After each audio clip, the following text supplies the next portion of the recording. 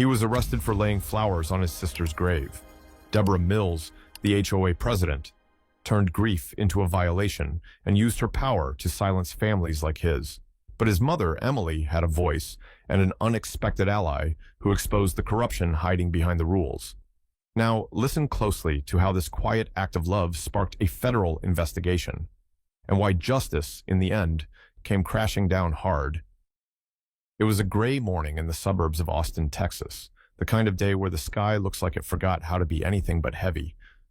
Emily Harrison sat on the cushioned bench by the front window, cradling her coffee like it was the only thing keeping her grounded. The house was silent except for the soft creak of floorboards and the occasional rustle from the kitchen, where her son, Joshua, was carefully arranging a bouquet of fresh yellow lilies into a white cardboard box. 17 yellow lilies, one for every year his sister had lived. It had been exactly 2 years since Laura died, a car accident. Wrong place, wrong time.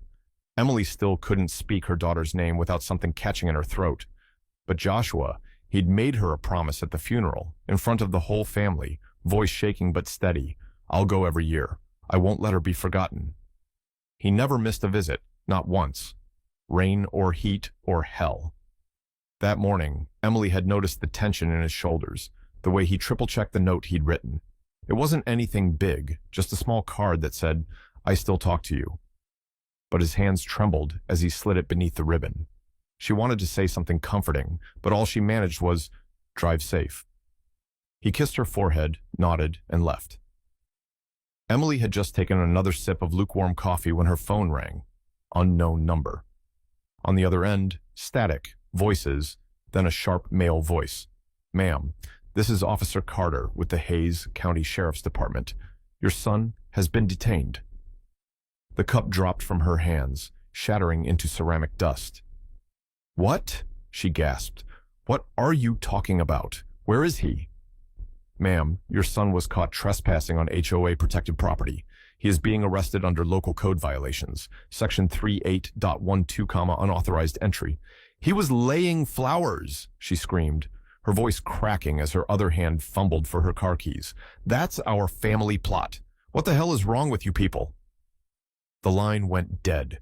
By the time Emily reached the cemetery gates, a small crowd had gathered. Neighbors, joggers, a few teens recording on their phones, and in the center of it, under the live oak trees and rows of weathered tombstones, 2 uniformed officers stood over her son. One had Joshua in cuffs, head down, shirt slightly torn at the shoulder. The other officer was live streaming on Facebook. Yes, live streaming. Joshua's face was red with anger and confusion, but he wasn't resisting.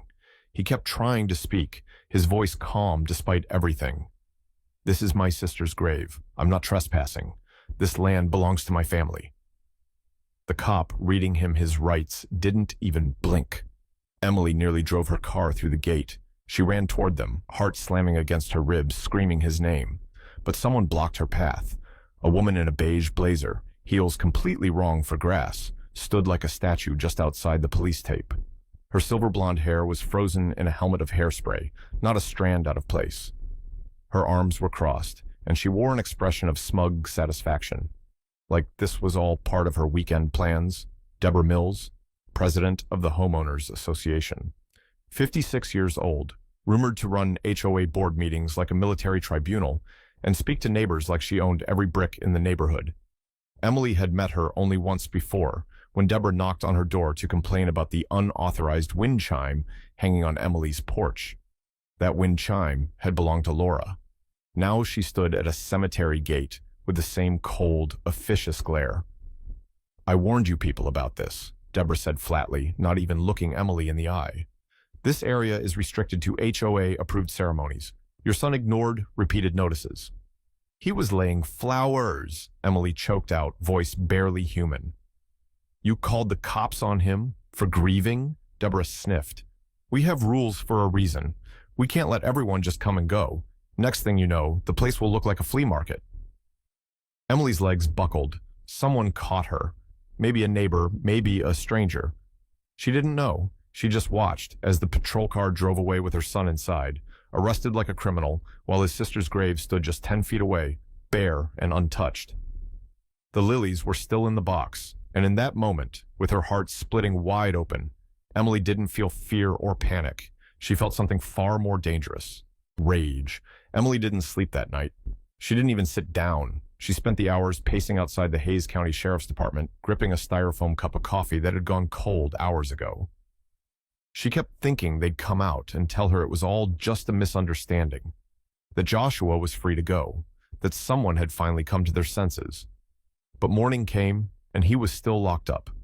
She called every lawyer she knew, called the cemetery board, even the local news. No one had answers. No one had access. When Carla showed up around 6:30 a.m., hair tied up in a rushed bun, sunglasses hiding bloodshot eyes, she was already furious. She clutched a crumpled HOA incident report in her hand and slammed it down on the hood of Emily's car. They wrote, "He broke the lock on the gate," Carla said, almost shaking. "They're calling it criminal damage to property." Emily stared at her, lips parted. "But he had the code." "Exactly," Carla snapped. "He knew the code, Em. That gate's been the same since Laura was buried. You gave him the damn combination yourself." Emily leaned against the car to steady herself. The weight in her chest pressed harder. "They're making it sound like he stormed in with bolt cutters," Carla said, voice cracking. "This isn't just wrong, it's targeted. It's disgusting."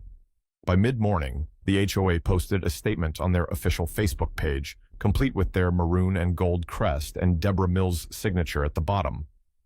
"We are committed to maintaining the order, dignity, and security of our community. Unauthorized actions, no matter how symbolic they may seem, will be treated as violations of established community guidelines. Rules exist for a reason." Emily read it 5 times before her vision blurred. It didn't say his name. It didn't mention the grave. It didn't mention grief, just cold language, policy, rules, order. But behind that language, Emily saw the truth. Because what the post didn't say was what most people didn't know. For the past 6 months, Deborah Mills had been spearheading a quiet campaign to clean up the cemetery. She'd used that exact phrase, clean up, in HOA meetings. Publicly, it meant maintenance, landscaping, fresh fencing. But privately, it was about purging the so-called unregistered lots. That term had a purpose. It was designed to discredit families like Emily's, residents who bought their plots decades ago, long before the HOA started reinterpreting bylaws and adding heritage zone assessments to their annual dues. Emily had refused to pay those extra fees. She'd fought them. She'd written letters, filed appeals. And now, suddenly, her son was in a jail cell for laying down flowers. That wasn't coincidence. That was retaliation. Joshua sat in holding for 3 days. 3 long, humiliating, soul-draining days. No prior record, no threat to anyone. And yet they kept him. The bond hearing was a formality. $15,000 bail. The judge never even looked Emily in the eye. She stood there, hands trembling, trying to keep her voice level as she signed the forms. It felt like signing away the last piece of stability she had left. That money wasn't just savings. It was the safety net she'd kept untouched since Laura's funeral. It was grocery money, gas, utilities. But none of it mattered if it meant bringing Joshua home. When he finally walked out, tired, disheveled, eyes dark with something she couldn't name, he didn't speak. He just hugged her like he never wanted to let go. And Emily knew. This wasn't just about a gate or a rule or even the flowers. This was war. Emily had always thought of Gerald Mason as a relic from another era, the kind of man who still read the newspaper with a pen in hand, who believed coffee should be black and strong, and who never used a GPS because a real map never lies. He had once been a federal prosecutor, sharp as glass and twice as dangerous. But when he retired, he didn't settle into golf and gardening like most men his age. He developed a new obsession, making things right. So when Emily called him, voice strained and broken, Gerald was in her driveway within the hour in khakis and an old leather briefcase that hadn't seen a courtroom in a decade, but still held the weight of war. He didn't need details. He listened, quietly, nodded. Then he said the words that cracked the frozen wall around her heart. "They went too far," Gerald said, eyes narrowing beneath his wireframe glasses. "You trust me, Em?" She nodded. "Then give me everything you've got. Emails, letters, HOA meeting notes, fine print on the back of those ridiculous violation notices, all of it." He went to work, not with rage or fire, but with the slow, methodical precision of a man who'd spent decades dismantling lies. He built timelines, highlighted contradictions, and pulled property records, tax filings, vendor invoices, and within a week, he had enough to make blood boil. Deborah Mills hadn't just crossed a line, she had bulldozed it, paved over it, and billed the community for the asphalt. Gerald found evidence of double billing, inflated maintenance charges, fake invoices to landscaping companies that didn't exist, cemetery beautification fees that went straight to a private account in Deborah's name. And then there were the illegal fines. Dozens of families, mostly older, mostly quiet, charged hundreds for violations that had no legal standing. This wasn't management. It was embezzlement, intimidation, and abuse of power, all rolled into one. Gerald laid it all out in a manila folder as thick as a phone book and handed it to a local civil rights attorney he trusted. The man didn't ask a single question before saying, "We're suing." But Emily, she wasn't waiting for a court date. She knew this fight couldn't be silent. It had to be public. So when the news team from KXAN showed up with their cameras and makeup bags and neatly pressed ties, Emily greeted them in jeans and an old sweater that smelled faintly of lavender. She didn't wear makeup. She didn't cry. She didn't try to soften what happened. She sat on her porch, hands folded in her lap, and stared directly into the lens. "My son was arrested for laying flowers on his sister's grave," she said, voice steady. "My daughter is gone, and now these people with their clipboards and fake smiles and petty rules, they're trying to erase what little I have left of her." There was a pause. The silence felt heavier than the sky. "I don't care about their bylaws," she continued. "I don't care about their fences or their fines. I care that my children can't grieve in peace. I care that families are afraid to visit the dead because someone in a power suit thinks that grief is messy or unsightly or bad for property values." The reporter tried to interject, but Emily didn't stop. "This isn't just about me. This is about everyone they've bullied into silence. Everyone too tired or too scared to speak. Well, I'm speaking." That night, her words aired across Central Texas. The clip went viral. Comments flooded in, people from across the country sharing their own stories, their own battles with HOA tyranny. And in that moment, Emily realized something. She hadn't just started a lawsuit. She'd started a movement. The morning after Emily's interview aired, something shifted in the air. Not just in her neighborhood, not just in Austin, but across the country. The clip had gone viral overnight, shared by activists, lawyers, grieving families, even politicians. People weren't just angry, they were awake. And someone somewhere with a federal badge and enough authority to shake the ground had been watching. By noon, the FBI sent a formal records request to the HOA board. All documents, financial, procedural, legal, were to be delivered to Washington for federal review. 3 days later, federal agents showed up in black SUVs and Navy windbreakers. The HOA clubhouse, usually a sterile little building where neighbors were lectured for leaving garbage bins out too long, was now a crime scene. They boxed up every file, downloaded every hard drive. Deborah wasn't smiling that day. By the end of the week, there were search warrants at the homes of 2 HOA board members. The following week, the HOA treasurer, Walter Simmons, a retired accountant with an air of fake humility, was led out of his house in handcuffs. And 2 weeks after that, it happened. Deborah Mills, the woman who once ruled a suburban community like a queen with a poisoned crown, was formally charged by the U.S. Attorney's Office. Wire fraud, mail fraud, conspiracy, extortion. The headlines ran non-stop for 72 hours. HOA president faces federal charges after graveyard arrest sparks investigation. Austin woman used power to intimidate and extort, says FBI, from fines to felonies, the fall of a Texas HOA tyrant. But beneath all the sensationalism, there was truth. Deborah had used her position to create a culture of fear. Residents testified that she'd threatened them with code violations if they didn't vote her way. Elderly couples said she'd find them into submission, forcing them to sell their homes over trumped-up penalties. Parents told stories of locked playgrounds and revoked pool access when they challenged her decisions. And worst of all, she manipulated paperwork. She'd falsified meeting minutes, forged resident signatures, and quietly reworded policies to give herself unchecked authority. Her favorite threat? You'll have problems with your credit history if this gets reported. People believed her. Until now, for Emily, the moment of justice came quietly. There were no speeches, no crowds, just a phone call. "Oh, Mrs. Harrison," the prosecutor said, "all charges against your son have been dropped. His record is being fully expunged." Emily sank into the kitchen chair and stared at the floor, but the voice on the other end wasn't done. "Additionally, as part of the civil settlement, your son will receive a payment of $75,000, and the cemetery plot in question," Emily held her breath, "he has now been designated as a protected family memorial site under federal historical preservation law. That designation is permanent. No one, not HOA, not the city, not the state, can touch it again." She didn't cry. She thought she would, but instead she just whispered, "Thank you." That night, Emily and Joshua visited the cemetery together.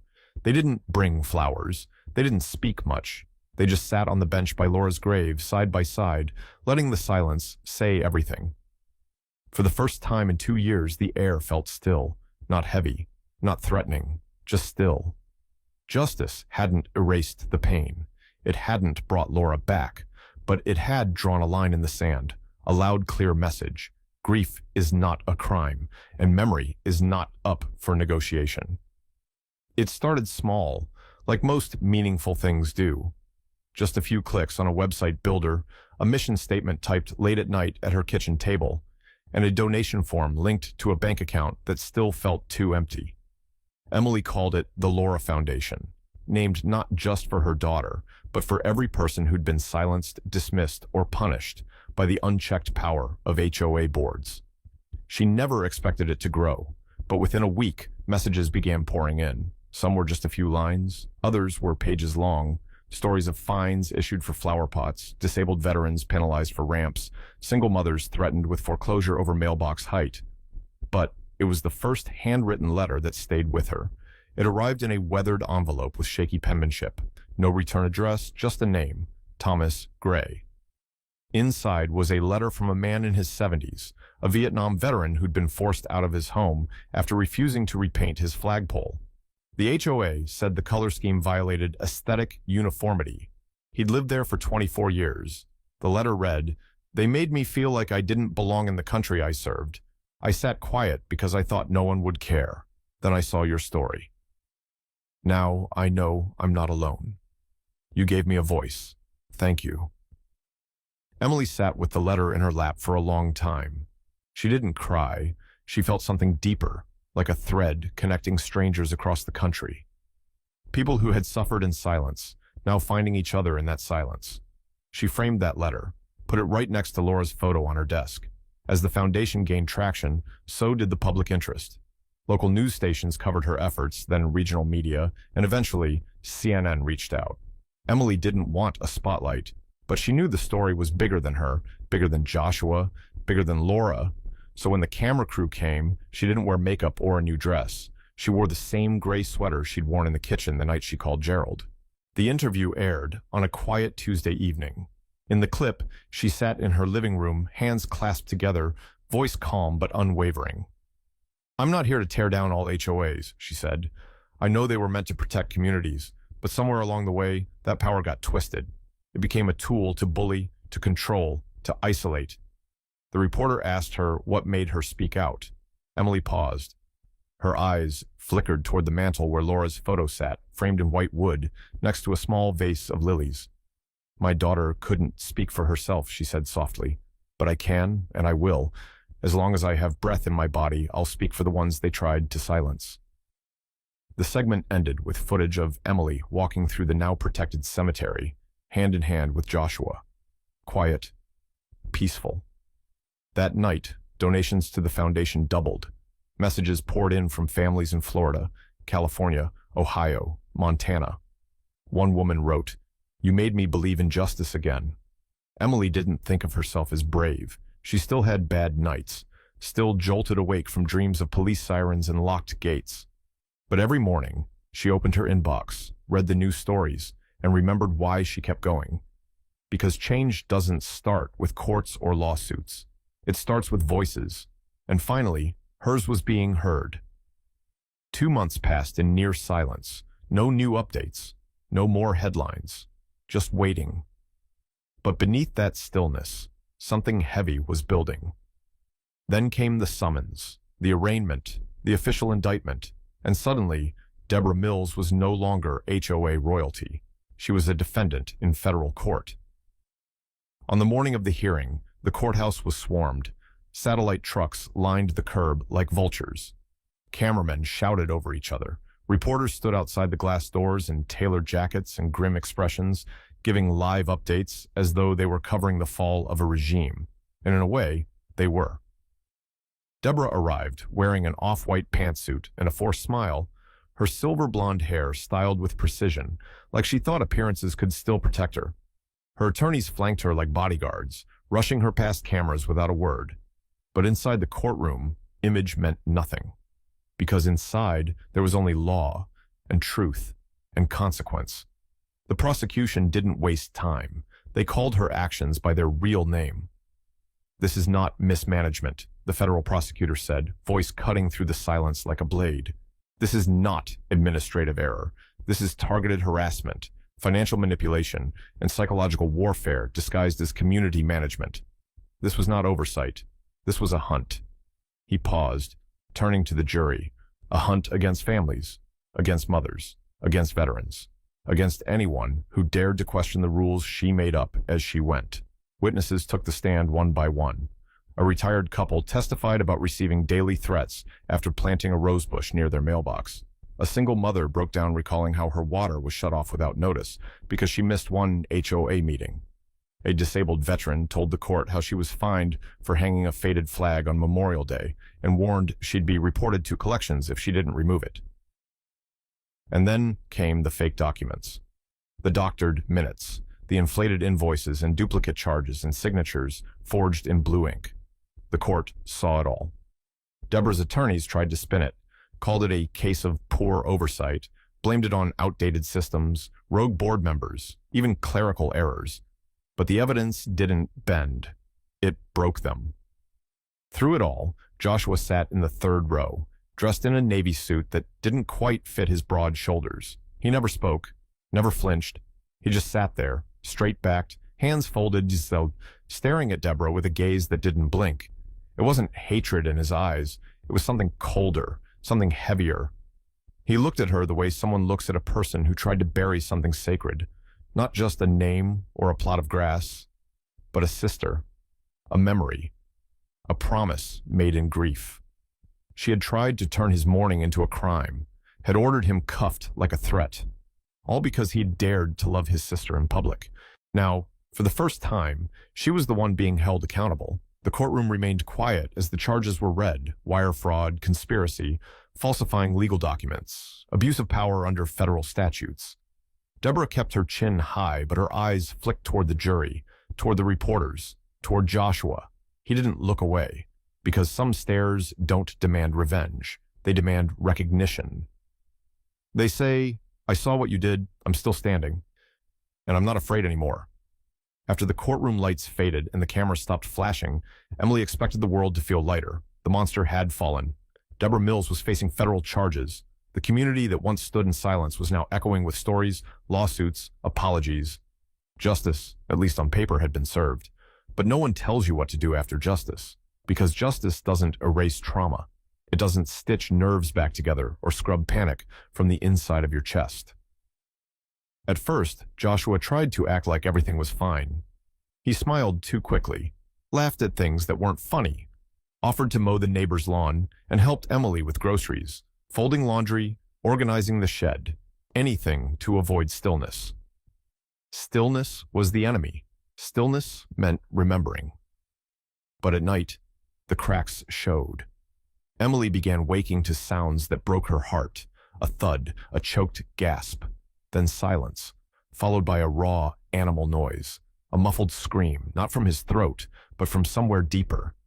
She would rush to his room and find him sitting upright in bed, drenched in sweat, fists clenched around the sheets, eyes wide like he didn't recognize where he was. Sometimes he cried. Sometimes he didn't say a word.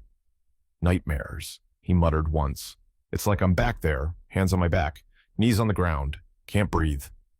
She asked if he wanted to talk about it. He said no.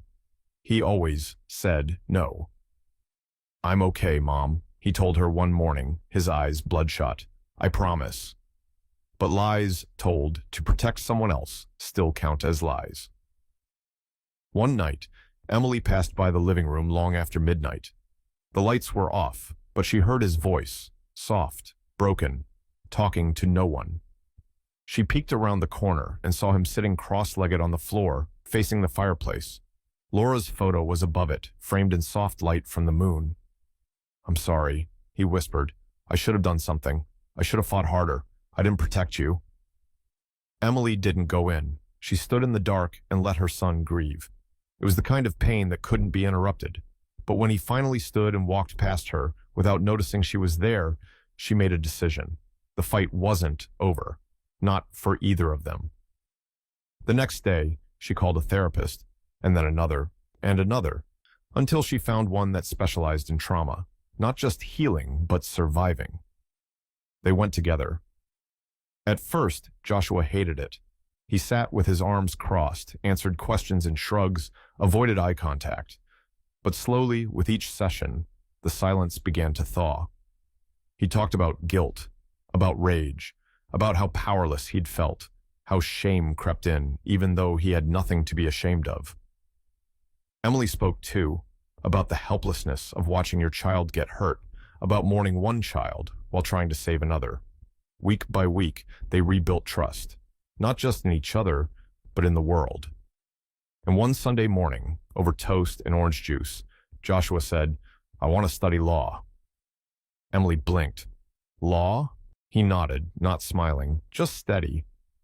Yeah, I want to help people like us, people who get hurt by systems that were supposed to protect them. I want to know the rules, so I can stop people from breaking them. She felt her throat tighten. Laura would be proud, she whispered. I want her to be, he said. I don't want to live the rest of my life shaped by other people's cruelty.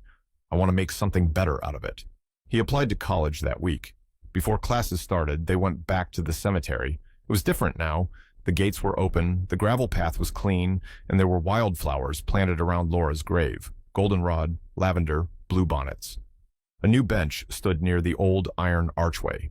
It was a smooth cedar with wide slats and steel sides, bolted to the ground like it belonged there. And on the back of the bench, in soft silver lettering, were the words, Let her be remembered in peace. Emily sat on one end. Joshua sat on the other. They didn't speak. They didn't need to. For the first time in a long time, the silence between them wasn't heavy. It was whole. 6 months after the verdict, the Laura Foundation had helped 37 families. 37 people who had once felt voiceless now had advocates, resources, and perhaps most importantly, each other. The foundation wasn't just a legal support network. It was a movement, a quiet rebellion stitched together by grief, resilience, and the simple, unshakable belief that no one should have to suffer in silence. One of those families lived in New Mexico, a mother, a father, and their teenage son, Eli. The boy had painted a mural on the side of his high school, a simple portrait of his best friend who had died of leukemia the year before. Just a face, a name, and the words, "He made us better." It wasn't vulgar, it wasn't political, but it wasn't approved. The school called it unauthorized memorial graffiti. They threatened suspension, expulsion, said it set a precedent. But this time, the family knew what to do. They reached out to the foundation. They got pro bono legal help, media attention, public support. The school backed down, the mural stayed. It was a small victory, but it meant everything. Because every small victory is part of a larger fight. And that fight brought Emily to Washington, D.C. to speak at a national conference on HOA legislative reform. She didn't come for the cameras or the attention. She came because she had something to say, and people were finally ready to listen. The room was filled with lawmakers, attorneys, advocates, journalists, some skeptical, some hardened, some hopeful. On stage beside Emily stood Joshua, now a first-year law student in a neatly pressed suit and a tie that still sat a little awkwardly on his shoulders. He gripped the podium with both hands, glanced once at his mother, and then began. "They tried to take something from us," he said, his voice steady. "They tried to decide what our grief should look like, where it could live, how long it could last." He paused. You could hear a pin drop.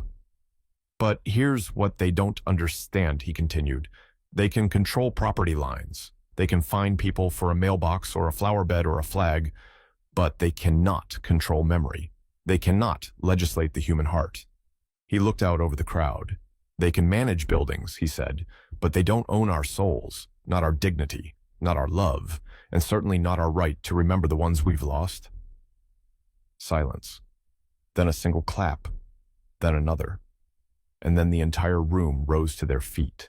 In the front row, wearing a dark blue military dress uniform adorned with faded medals, sat a white-haired veteran holding a small American flag in both hands. His shoulders trembled, his chin quivered. It was Thomas Gray, the man who'd written Emily the very first letter, the one who'd been forced out of his home over the color of a flagpole, the one who thought he was alone. He wiped his eyes, stood, and raised the flag above his head, not in protest, not in defiance, but in gratitude. Emily met his eyes across the room and gave a small nod. She didn't need to speak. This was the answer, the reason for all of it, for Laura, for Joshua, for the 37 families, and the ones still to come. This wasn't the end. It was just the beginning.